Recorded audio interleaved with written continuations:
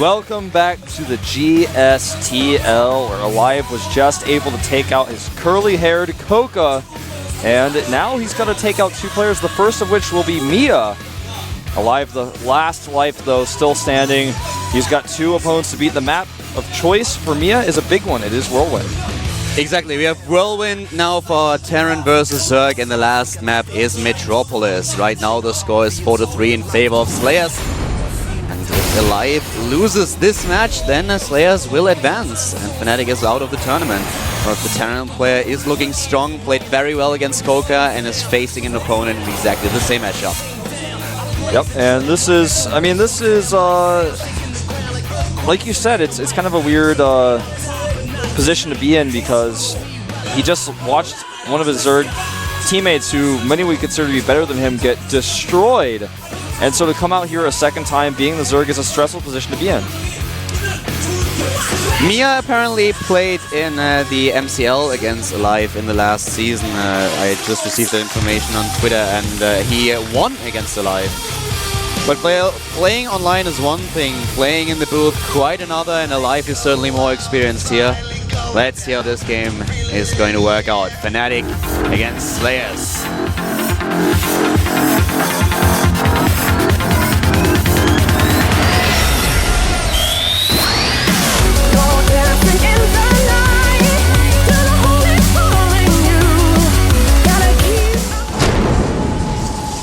And it is on to the bottom right of the map. In the red, our Terran player for the Fnatic team. This is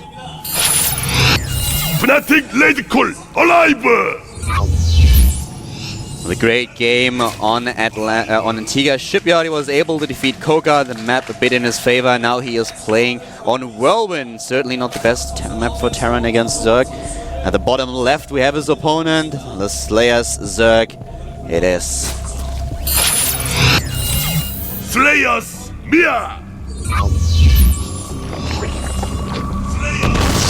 Doing an extract canceler. Whoa! Mia looks like... He looks like a, I don't know, like, I just had the feeling of like a unit portrait just then. Do you know those how do you call them actually? I don't know. They are not the trolls? Are the trolls? I don't know. From Lord of the Rings. Which ones? Not the big orcs, but the smaller version, when they lean like forward and look like this the entire time. How are they called? I actually have no idea. I don't. Do you know what I mean? I don't know what you mean. Okay, I don't know. You know the orcs, the right, big ones, course. okay? And there's the small...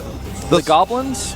I think it's goblins, but I'm not quite sure. I think they're goblins. He looked a little bit like this, yeah. with his mouth open and his just how he looked, the glasses as well. It looked like there were big eyes, yeah. And then his posture. I For see a second, what he you're looked a little bit like a goblin. It was like, ah. Yeah, I see what you're saying. Actually, we're gonna have Alive with command center first. So he's scouted right away by this Overlord, so that's quite lucky. Scout spot on here. Yeah, as you said, he was a bit lucky with his Overlord placement. On the other hand, he also sent out a drone to scout early on. So I guess in that sense, he's kind of unlucky because he sent the drone. He's going to lose some money, but he is super into the scouting here. Yeah, and I think it's pretty important. So him sending out not only the Overlord but also the drone gives him the chance of scouting early on what his opponent is going to do. He knows there is a command center first, and therefore he's safe right now with whatever he does. There could also be some kind of aggressive build by Alive. He's a player who sometimes likes to be aggressive, who likes to start with a lot of Marines early on. So a nice precaution here by Mia. Well done. But we have gas for Alive. That's something that he did not do on the last map this fast. Yeah, this is a really fast little one refinery starting to go in there before he even gets his second depot. And this may just mean he's going to put some Hellion pressure on, but it could be for any number of things. Like, for example, he wants to get the Banshees out with his third command center with just a very few Hellions. It's something that became quite popular recently. And he actually is going to go for that factory right away. Yeah, he has the 100 gas, and he has the factory. At the same time producing the first Marine, and of course Mia does not have to scout a lot here. But he also has gas mining right now. He knows fully well that at this point he needs to speed a little bit earlier and gets the Queens, everything just building up normal for Mia. Yeah, and they're at, I guess you could call it close positions on this map, not at cross positions. This means that Hellion attacks will be a little bit stronger. Reactor has been started, so has Speed though. As you're mentioning, he's doing that gas. And I think that we're going to see not a very big commitment to Hellions, just maybe 4, 6 max. Going to put a little bit of pressure on with them and then go into that Banshee play with his third. Speed is now coming up, as we just said, and with the speed and of course also a decent creep spread, he will be able to make sure that he is just catching the Hellions. This is going to be really important, but at the same time he's also relying on some extra queens. He's building the third now, and for Alive, for his opponent, we have the strategy, the transition into the starport, the Banshee play. And this is basically the build that you mentioned over and over again, what Terran really like to do right now. Just starting with the expansion, starting with the Hellions, transitioning right into the Banshees, and trying to do as much damage to the economy as possible. And it's scary. I mean, if you sneak the Hellions in, then suddenly you will lose drones. At the same time, if you don't prepare for the Banshee follow-up, you might lose them in your main base. So Zerk has to be really cautious about how they approach this. And our Zerk player, Mia, is doing that 30 Zergling timing attack with speed, where he's going across where if you don't have the bunker that he's now making, but it's a little bit late, if you don't have that bunker, you can actually lose every SCV to this. You'll have to lift regardless, most likely, but look at this timing. He's actually going to hit the bunker. Is not quite done. Speed is done. He runs past those things. He's trying to get into the main base. At the same time, the bunker, it is ready. He's just trying to defend it, and it's in the perfect position. And now he's attacking. He's actually trying to take the bunker down. Yeah, he got the service area. He will kill the bunker, and these Hellions are having to be microed. And the SCVs, where are they going? The main base. Is this depot dying? That was so close. That was really close. Too close for comfort. But Fnatic alive. He pulls it off. He is supply blocked right now, though. And here come the SCVs once again. I like how Alive pulled these SCVs away. Yeah, he pulled them to the Hellions. He didn't lose too many. 4 in total. And that was actually well defended by Alive. It looked very, very scary. And of course, he lost mining time. And it was a rough moment for him. But he did not really lose a lot. He lost 4 SCVs in total. And only the bunker. That's about it. So, you know, if he had lost that depot, he would have. I mean, the whole life of the Fnatic team was on that repair. If he had lost that depot, he probably lost a ton of SCVs in his main. He lost a lot of mining time to begin with, but you're right. The amount of resources lost there was not very high. The Hellion micro was good. He pulled his SCVs away where they could be saved. Now this Banshee, how much damage can it do? Lair just finished, but he will be able to get several drone kills if he targets. Yeah, there's no detection right now. He has to get the Overseer, which is exactly what he does now. And here comes the Banshee claiming the first 3 kills. The Queens are ready, of course, to defend, but so far no detection. Just a few seconds, then the Overseer will be ready, and there it is. He's going to get the Banshee as well. No way it escapes. Gets away, doesn't get away here. The Banshee dies, and of course 2 Spore Crawlers just to make sure that the second Banshee, if there is one, will not be able to do too much damage. Yeah, he even made 2 Overseers who was very aggressive, I guess you could say, assertive with his defense. Double Spores, double Overseer. There's no way a Banshee's going to catch him off guard at any point during this game.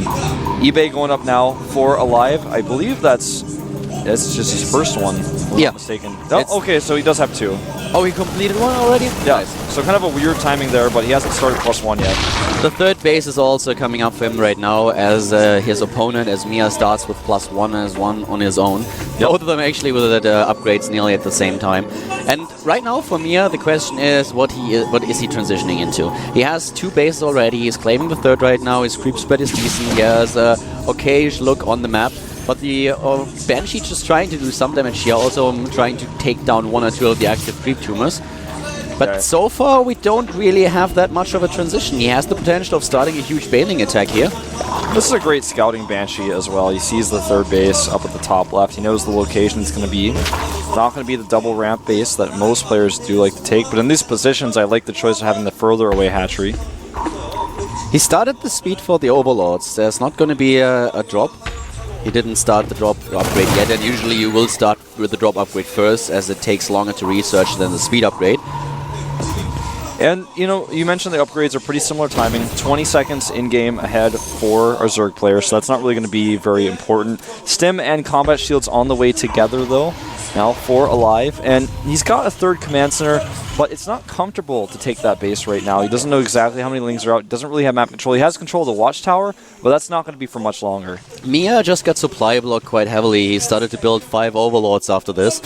And, well, a few of them already finished. And he's done with this speed upgrade for the Zerk, for the Banelings, and is now getting a lot of Zerglings here. I think this is going to be him just attacking with a lot of Lings and also Banelings. He built a macro hatch as well that will help him to keep up with the lava count. And he doesn't do anything in regard... Nah, there's the infestation pit, a little bit late though, and he doesn't take gas at his third. No gas at his third. He's not spreading his tumors right now either. Something he could be doing a little bit better now. He's starting to do it. He has a lot of gas floating because he didn't use it so far, but at this point, if he wants to keep up some kind of late game unit composition, of course he needs gas number 3 and 4, and he's trying to shut down this third base. He certainly has a few units here, and with those Banelings, that's something that Live will be very hesitant to engage in. Yeah, this is pretty scary. He only has a few Banelings right now, just 5. But that's a lot of Zerklings that he's building. Yeah, and it's hard for Alive to actually consciously make the choice to move a bunch of Marines to that location where he knows Banelings will likely show up soon after. All he takes is third. And if this gets spotted by the Overlords that are positioned around this base, he can just run the Lings in again. Alive is in a stressful position as far as map control goes. He has the Watchtower, but that's all he has. The creep is starting to get spread towards him. The 4th base is going up right now, and he does no idea that the Hive is coming up this quickly either. Mia already with the 4th, and he takes to Hive, as you just said. The thing is that he does not start the Pathogen Glance upgrade for an Infestor, so I'm wondering a little bit what his plan here is. If he wants to go straight for Ultralisks, but Ultralisks have the problem that without Fungal, they're not really worth the money. Well, here's something else to note, Keldor, is that the first 2 medevacs are out, and he is hitting that drop timing, and he is hitting it hard. So even though he's losing some units at his third, he is actually going to do so much damage in the main. There's no answer. It's a double drop. He's going for the Evo chambers. One falls. Yeah, one dies He'll immediately. get the second one, very likely. If he goes for it now, he's going for it. No, he won't. He's going to run. He has to run. He loads up and goes away. The thing is that he lost already one of these Evos, so... actually double Evo being built here for Mia now. And his Hive Stick is nearly done, so what is he going to do? Is he really going for the Ultralisk Cavern here without the support with Infestors? Look at how much gas he has. He didn't take gas number 3 and 4, but how he's using this, how he's only building a few Banelings and only Zerglings, he has so much gas. Those 4 Extractors are actually enough for him at this point. Yep, and a nice targeting here. 1, 2, 3. 3 strikes and you're out. Now we can get this Evo chamber maybe. There's a few more Banelings here, but with good targeting, he gets both Queens and both of these Banelings. Wow, and very well done. And he's doing exactly what we talked about earlier. He's going for the Ultralisk Cavern. And I'm not a big fan. I mean, I don't see this working. I'm not a big fan of Ultralisks without Fungals. If you have a good unit control, and Alive is one of the Terran players who definitely has a great unit control, then you will be able to just move away from your opponent's Ultralisks. Of course, he's... I don't know, what do you think about that? I actually agree with you 100%. I do not like this choice. I really think that he needs some Infestors in this mix. Definitely at least 4. I would like to see 7 or 8 when you're going to try to go for this composition. He doesn't even have Pathogen Glands. He hasn't started that yet. His upgrades are behind. He does not have +3 even for his Ultras because he lost that Evolution Chamber. Talking about upgrades, Alive stopped researching his upgrades. He finished his +2/+2, but he didn't start the 3rd wave of upgrades. Yeah, he's clearing creep right now. That's also a little bit odd because he can't afford them. Yeah, and usually Alive is a player who really focuses on upgrades quite a bit, so... he come a couple of... He actually... that was not very cost efficient how he used those Banelings. We have a couple of Vikings now coming up. So far he doesn't know about the Ultras Cavern. He would have started with a few Marauders. Yeah, he only has right now one. He had like 4 in total, but he's not making any more. Nice attack here from the back, actually going to flank. Really nice Banelings, flank. they die, most of them. Is he target firing? Yes, he is. He's trying to take the Banelings down. And he has no idea what's next. This next wave is going to be so scary. Look at the supply. This is way too much. He has actually botched this. He should not have attacked that early. Yeah, it was a good flank, but the next wave is too much for him. And you're right, he lost all his Banelings. The Evolution Chambers. Without the Infestors, even with Ultralisk, and he doesn't have any right now. This is not working. No, this may be the end of Mia. I actually think it is. Mia is down to 120 supply. He will have to pull off some kind of miracle if he wants to come back into this. It's not impossible, but he really needs like perfect Baneling hits, and he just GG's, and I'm a little bit disappointed. I expected a little bit more. You know, I feel that Mia's build definitely did not reach his plans. I mean, he wanted the Ultralisk out. Maybe he wanted to get the Ultralisk out to kind of bully some control, then add the Infestors in.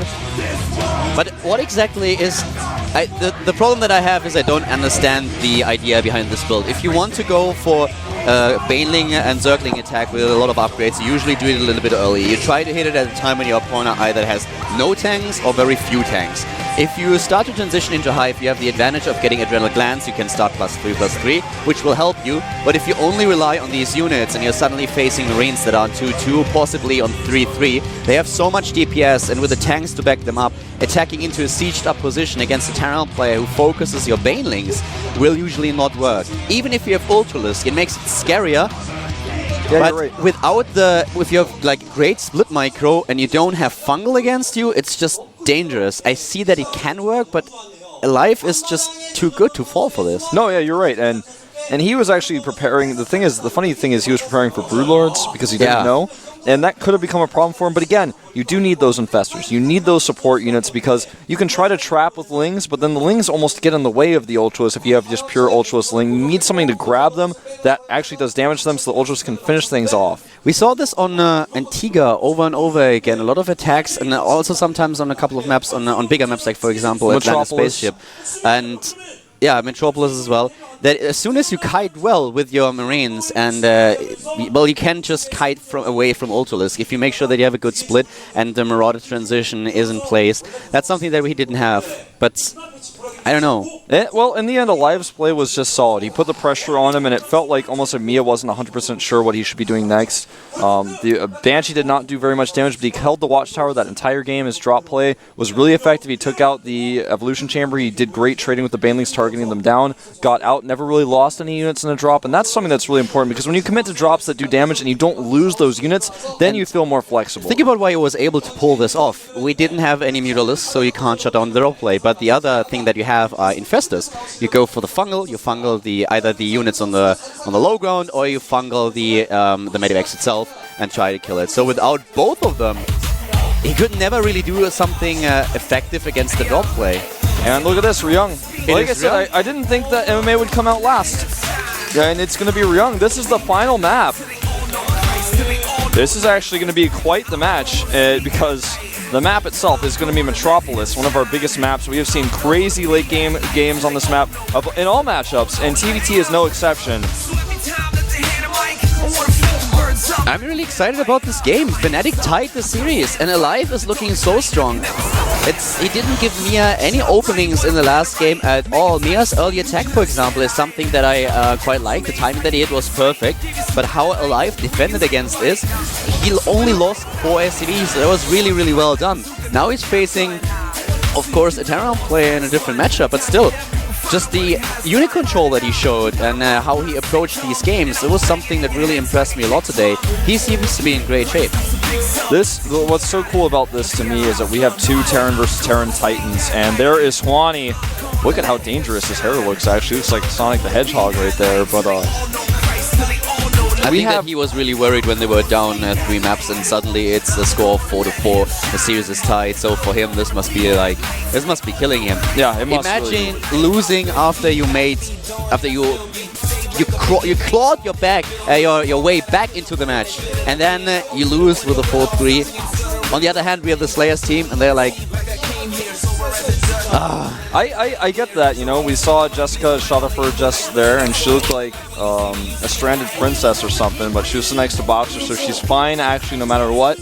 But I have to say, you know, the match we have coming up here, we've got 2 players who are good at Terran versus Terran. It's their specialty, and we're going to watch them play a Terran versus Terran on a big map. This could be epic. This might be a long one, so get ready. It definitely will. If you think about what we currently see is we have 2 players for the Fnatic team that really make it work. They really, I don't know. They have their teams back. We had Bjell losing, we had Rain losing, Moon losing, and then it's like, okay guys, it's up to you 2. And well, Oz, defeated how many players? He took down 2 of them, and Alive another 2. So right now, last game. I actually did not think this was happening. When they were down 3 players, I thought, okay, well, this is looking very, very bad for them. But yeah, now it looked grim, but Alive and Oz, they brought it back. They did. We'll see it for Young, who's kind of fresh right now. He's been sitting on the bench. He's been whispering in people's ears. Looks like he's been planning on playing this entire time. And it's all up to him now. You know, it's up to him and it's up to Alive. Both of these guys are on their last legs. This is the final match, and I could not think of a better match to watch for this last series. Alive versus Ryung. This is going to be sick. Yeah, it definitely is. Alive and Ryung, Alive looking really comfortable here. He played in the matchup that he does not really like. Now he's playing in his favorite matchup against Ryung, 2 TVT Titans. Alive, like you said earlier, loves his upgrades. That's something that he really pulls ahead in TVT quite often, especially when both players go Marine Tank. Alive seems to get ahead so early on because of those upgrades, and then sometimes you have battles that he should not win, but he does simply because there's upgrades in his positioning. He's a great player, but on the other hand, Ryung, man, any style he plays, he can kill you with. He knows exactly how to do it, where to attack, when to attack, and how to find your weak spots. I didn't think about him earlier. I was so focused in my mind on MMA because he is still the one player that you really associate with Slayers as well. And then when Ryung stepped onto the field, I was like, oh yeah, of course, there's also Ryung. It's just like completely slipped my mind. Well, we are going to see who's going to take this final battle between Fnatic and Slayers here at the GSTL.